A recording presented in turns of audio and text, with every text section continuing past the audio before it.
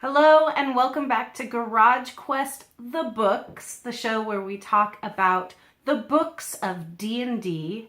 And today we're breaking down one of my favorite supplemental books of all time, XANATHARS Guide to Everything.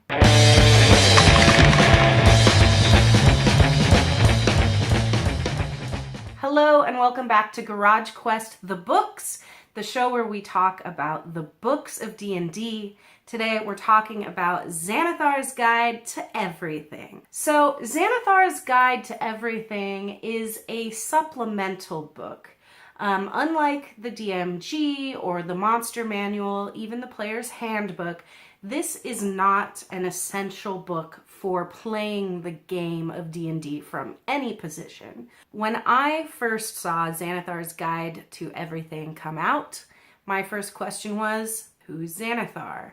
Xanathar is a beholder who lives underground and collects the knowledge of the multiverse that is the world of D&D. And the only thing more valuable to him than his wealth of universal knowledge is, of course, his pet goldfish, Silgar. So if you're buying your kids a goldfish anytime soon, there you go. So what is in XANATHARS Guide to Everything? Well, let's break it down for you. In the introduction of XANATHARS Guide, you're going to receive some really quick rules to remember. They have 10 quick rules to remember, such as reaction timing, how proficiency bonuses work, etc., as well as what they call it, the DM adjudicates the rules, which is essentially just a very quick reminder that DM is God. One rule overrides all others. The DM is the final authority on how the rules work in play. DM is God. Respect the Dungeon Master. Next, we have, of course, Chapter 1. Chapter 1 is new character options.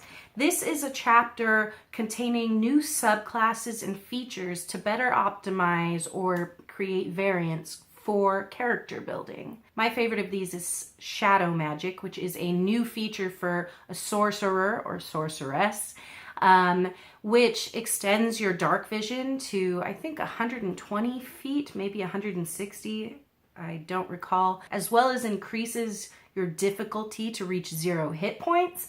And those are just your first level benefits of this feature. There are so many more really cool features as you pass through your levels. Also inside of Chapter 1 is a sub-chapter called This Is Your Life. This chapter focuses on developing the backstory of your character.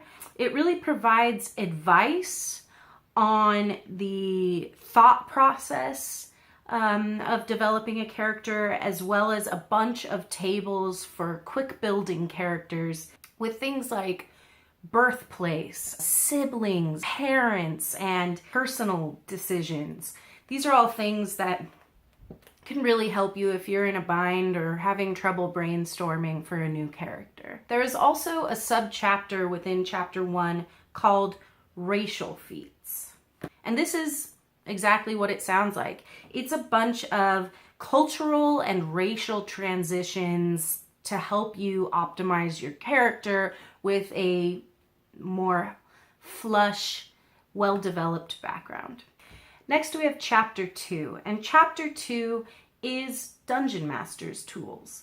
Now, these are rules and or streamlining tips in order to make the game run more smoothly. For instance, when a character is asleep, what does it take to wake them up? How loudly can you whisper before they stir? If they're asleep under magical means or some sort of chemical sleep, can you use an action to slap them out of it? And if so, what does that entail exactly when it comes to dice rolls?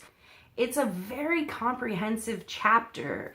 It covers everything from all sorts of tools from different professions to areas of effect diagrams, some expanded knowledge on traps, expanded knowledge on downtime activities, one of my personal favorites, even on awarding magical items, which comes equipped with an entire new set of 48 new common magical items. Now, chapter 3 is all about new spells, and who doesn't love that? It has a shitload of new spells for the spellcasting classes. Spells like Abi Dalzim's Horrid Wilting, which is a sorcerer and wizard 8th level necromancy spell in which you draw the moisture out of anything and anyone within a 30-foot cube around you. Or what about Dragon's Breath? This is a wizard and sorcerer spell as well. It's a 2nd level transmutation in which you can actually choose a creature or yourself to project magical energy out of their mouth, just like a dragon, and you can choose between poison, acid, etc. These are just a few of the many really cool spells out there. I didn't even touch upon the cleric spells, the warlock spells, the druid spells. There are a lot of cool spells in here, and I would recommend you check them out. Following chapter 3, we have 2 appendixes. Appendix A is all about shared campaigns. Now, I don't know how many other groups out there work much like my group, but my group is entirely a multi-year long shared campaign. For instance, we don't really complete campaigns. We complete smaller quests and then continue the story on from there, and usually we rotate as to who is DMing this week or this month. And so it's important over that much time that we're able to continue a story while breathing new life into it, as well as maintaining a respect for the stories of the past, things that are important to the characters that are still playing together. And navigating that situation can be a complex and difficult terrain to navigate. And I think it's really great that Wizards of the Coast has buckled down and figured out some really great tips for how to run shared campaigns. So definitely check out Appendix A if you function like that or want to give that a try.